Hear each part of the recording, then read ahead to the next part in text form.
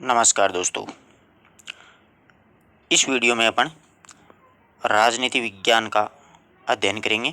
राष्ट्रपति से संबंधित ये दूसरा वीडियो है। पहला वीडियो अपन ने सुबह अपलोड कर दिया था।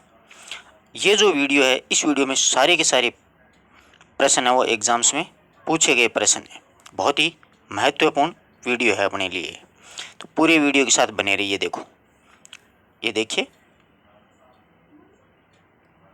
राजनीति विज्ञान राष्ट्रपति से संबंधित है।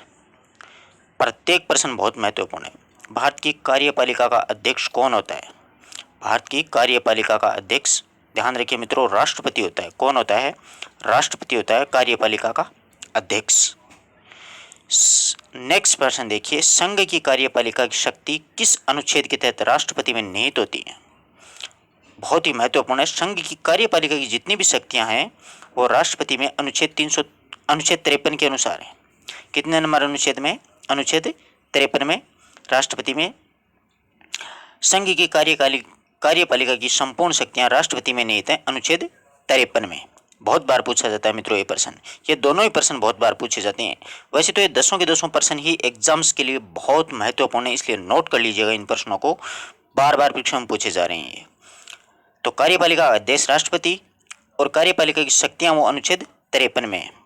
भारत का एक राष्ट्रपति होगा, इस पद का उल्लेख किस अनुच्छेद में किया गया? अनुच्छेद 52 में इसका उल्लेख किया गया। कितने नंबर अनुच्छेद में? अनुच्छेद 52 में यह उल्लेख किया गया है कि भारत का एक राष्ट्रपति होगा और कार्यपालिका की, संघ की कार्यपालिका की शक्तियां वो अनुच्छेद 53 में है। दोनों ही बातें बहुत महत्वपूर्ण है। अब देखो, सुबह प्रश्न आया था, सुबह वाला वीडियो अगर किसी ने नहीं देखा हो जरूर देखिएगा, कि राष्ट्रपति का निर्वाचन किस प्रकार से होता है? एकल मत संक्रमणीय पद्धति के द्वारा होता है। एकल मत संक्रमणीय पद्धति। इसमें कौन कौन से भाग लेते हैं मैंने बताया था। देखो, संसद के दोनों सदनों के निर्वाचित सदस्य होते हैं। इसमें राज्य विधानसभाओं के निर्वाचित सदस्य होते हैं। पांडुचेरी और दिल्ली जो केंद्र शासित प्रदेश हैं, उनकी विधानसभाओं के निर्वाचित सदस्य भी राष्ट्रपति के निर्वाचन मंडल में शामिल होते हैं। आगे बात समझ में? दोनों सदनों के निर्वाचित, मनोनीत कोई भी नहीं होता है इसमें, सारे के सारे निर्वाचित होते हैं। टोटली सदस्य निर्वाचित हैं। संसद के दोनों सदन, राज्यसभा और लोकसभा, और राज्य के विधानसभाओं के निर्वाचित सदस्य, विधान परिषद होती है उसका नहीं होता है। पांडिचेरी और दिल्ली ये दो ही केंद्र शासित प्रदेश हैं, उनकी विधानसभाओं के निर्वाचित सदस्य भी इसमें भाग लेते हैं। तो ध्यान रखिएगा इन तीनों की। ये प्रश्न बहुत बार आता है, बहुत बड़ी कंफ्यूज करता है अपने लिए, अपने समझ ऐसे ध्यान में नहीं रहता है कौन कौन सा। तो ध्यान रखिएगा, मनोनीत का कहीं पे भी नाम आ जाए उस ऑप्शन को छोड़ना है अपन को, सिर्फ निर्वाचित ही निर्वाचित लेते हैं। राष्ट्रपति के निर्वाचन मंडल है वो आयरलैंड से लिया गया। राष्ट्रपति का निर्वाचन मंडल कहाँ से लिया गया है? आयरलैंड से लिया गया है, ध्यान रखना इस बात का। और आयरलैंड से नीति निर्देशक तत्व भी लिए गए हैं, ये भी ध्यान में रखिएगा, ठीक है ना। वो भी कई बार पूछे जाते हैं, आगे वाले वीडियोज में प्रश्न आ जाएंगे। नेक्स्ट प्रश्न देखिए, राष्ट्रपति अपना त्यागपत्र किसे सौंपता है? बहुत आसान प्रश्न है और बहुत आराम से ये गलत होता है एग्जाम में, बहुत आराम से गलत होता है। राष्ट्रपति अपना त्यागपत्र है वो उपराष्ट्रपति को देता है, ध्यान रखना। राष्ट्रपति उपराष्ट्रपति को देगा, उपराष्ट्रपति राष्ट्रपति को, ये दोनों एक दूसरे को देते हैं। यहाँ पर अपने ये कंफ्यूज रहती है कि लोकसभा अध्यक्ष को देता होगा, ये ऐसा कभी नहीं होता है, ध्यान रखिएगा। बहुत ही महत्वपूर्ण प्रश्न है ये और गलत होने के पूरे चांसेस हैं इस प्रश्न के।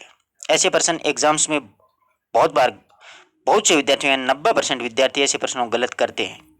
दिखने में बहुत आसान है परंतु गलत बहुत आराम से होता है। ऐसा लगता है कि ये तो बहुत इजी आ गया तो कर दिया बेड़ा पार। अगला देखिए, संसद में राष्ट्रपति पर महाभियोग की कैसी प्रक्रिया है? तो ये अर्धन्यायिक प्रक्रिया है।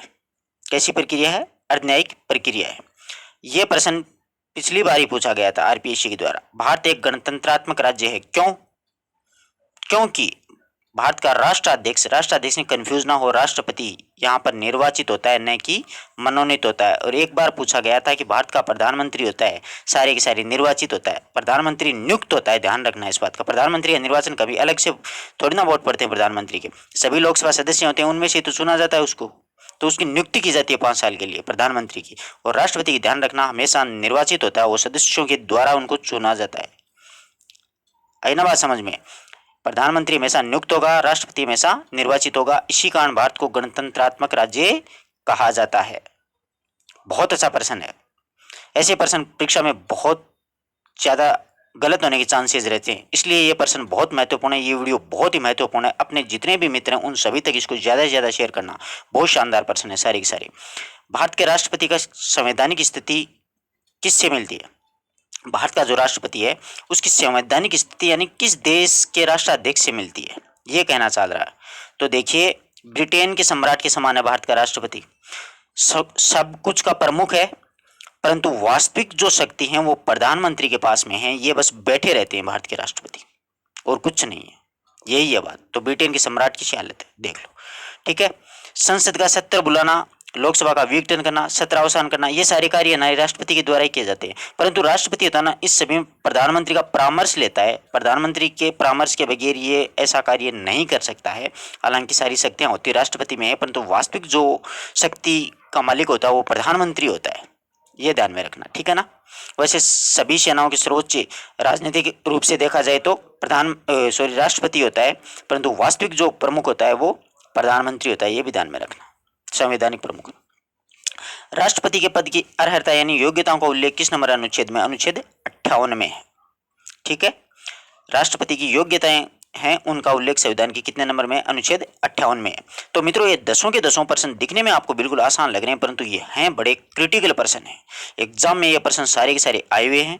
आप चाहे कोई भी पेपर उठा के देख लीजिए, इनमें से एक दो प्रश्न आपको 100% मिलेंगे। आने वाले जो एग्जाम्स हैं उनमें भी 100% ऐसे ही प्रश्न पूछे जाएंगे। इन्हीं में से प्रश्न पूछे जाएंगे। थोड़ा बहुत अगला घुमाएगा, अपन कंफ्यूज हो जाएंगे वहाँ पर। इसलिए इन सभी प्रश्नों को आप अच्छे से रट लीजिएगा, अच्छी तरीके से रट्टा मार लीजिए इन प्रश्नों का। आपके लिए बहुत फायदेमंद होगा ये वीडियो। और अपने जितने भी मित्र हैं उन सभी तक इस जो ये वीडियो है उसको ज़्यादा से ज़्यादा शेयर करें, जिससे कि और भी विद्यार्थी हैं वो लाभान्वित हो सकें। मिलते हैं मित्रों एक नई वीडियो नए टॉपिक के साथ। तब तक के लिए नमस्कार दोस्तों।